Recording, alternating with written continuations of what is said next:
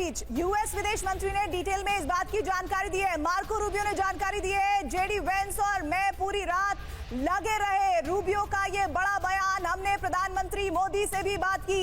Marco Rubio ने कहा कि इस बातचीत के बाद इस तरह का एक्स पर पोस्ट डोनाल्ड ट्रंप का आया। यूएस विदेश मंत्री मार्को रूबियो ने डिटेल में इस बात की जानकारी उपराष्ट्रपति जेडी वेंस को दी और उन्होंने कहा कि हमने पूरी रात लगातार कोशिशें की और इस दरमियान उन्होंने हमारे देश के प्रधानमंत्री मोदी से भी बातचीत की और तब जाकर वो इस मध्यस्थता के फैसले का ऐलान डोनाल्ड ट्रंप के एक्स के पोस्ट के जरिए कर पाए हैं।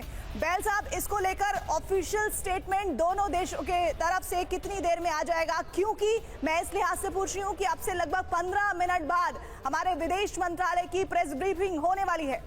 बिल्कुल सही कह रहे हैं। एक चीज मैं और ऐड करूंगी, क्या इसकी क्या गारंटी कि अब इस बयान के बाद भी प्रोवोक नहीं करेगा पाकिस्तान? देखिए, एक चीज जो प्रधानमंत्री ने बोली थी कि अगर कोई भी फ्यूचर एक्ट हुआ टेररिज्म का तो उसे एक्ट ऑफ वॉर कहा जाएगा। अगर दोनों को लिंक कर ले तो कहीं ना कहीं ये सीज फायर शायद रियल है। जी, और हम आपको पोस्ट दिखा रहे हैं, मार्को रूबियो का पोस्ट दिखाने जा रहे हैं कि हमने शहबाज शरीफ से भी बात की है। ये देखिए, secretary Marco Rubio, over the past 48 hours, पिछले 48 घंटे में JD Vance and I have engaged with senior Indian and Pakistani officials including prime ministers Narendra Modi and Shahbaz Sharif, Pakistan के और भारत के external affairs minister Subrahmanyam Jaishankar, विदेश मंत्री और chief of army staff Asim Munir, Pakistan के और national security adviser Ajit Doval और असीम मलिक।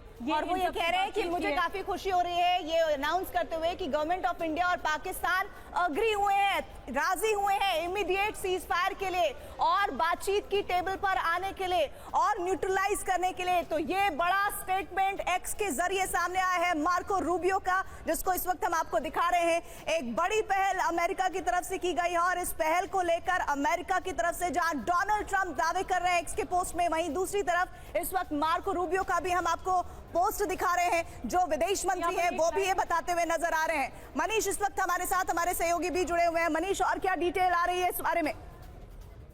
बिल्कुल, देखिए, अब तस्वीर पूरी तरह से साफ हो चुकी है। ऐसे वक्त में जब लग रहा था कि भारत और पाकिस्तान के बीच पूरी तरह से कहीं युद्ध न हो जाए, उससे पहले एक राहत भरी खबर आई है, एक अच्छी खबर आई है। और खबर वो ये है कि भारत और पाकिस्तान के बीच तनाव को खत्म करने के लिए अमेरिका की मध्यस्थता में सहमति बन गई है। और अभी अभी पाकिस्तान के डिप्टी प्राइम मिनिस्टर और विदेश मंत्री ने भी आधिकारिक तौर पर सीज फायर का ऐलान कर दिया है। और अब उधर दूसरी तरफ अमेरिका के विदेश मंत्री ने बताया कि विस्तार से बताया कि कैसे भारत और पाकिस्तान के बीच सुलह कराई गई है, कैसे सहमति बनी है। और उनका कहना है कि इस मामले में उपराष्ट्रपति जेडी वेंस, जो कि पहलगाम हमले के दिन भारत में ही मौजूद थे और लगातार भारत के पक्ष में, भारत के समर्थन में बोल रहे थे, तो ऐसा लग रहा है कि उपराष्ट्रपति जेडी वेंस। आपको 2 सेकंड के लिए रोकूंगी मनीष, क्योंकि आपने जो जिक्र किया था डेप्यूटी प्राइम मिनिस्टर, उप प्रधानमंत्री जो है पाकिस्तान के, उन्होंने क्या लिखा है? इशाक डार, हम आपको पढ़ के एक बार सुना दे। Pakistan and India have agreed to a ceasefire with immediate effect. Pakistan has always strive for peace and security. Ishaq Dar ने एक्स पर ट्वीट करके लिखा हुआ है कि पाकिस्तान और भारत के बीच में सहमति हो गई है। इमीडिएट इफेक्ट, फौरन इफेक्ट से अब सीज फायर होगा, क्योंकि पाकिस्तान हमेशा पीस और सिक्योरिटी के लिए काम करता है without compromising on it's sovereignty and territorial integrity.